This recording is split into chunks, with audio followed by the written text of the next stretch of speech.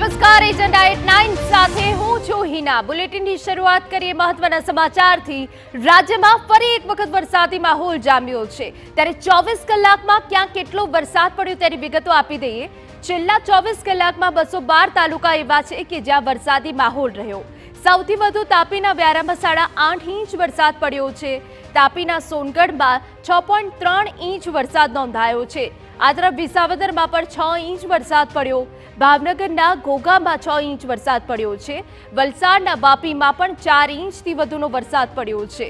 વલસાડમાં 4 ઇંચ વરસાદ પડ્યો છે, જ્યારે ભાવનગરમાં પણ 4 ઇંચ વરસાદ પડ્યો છે।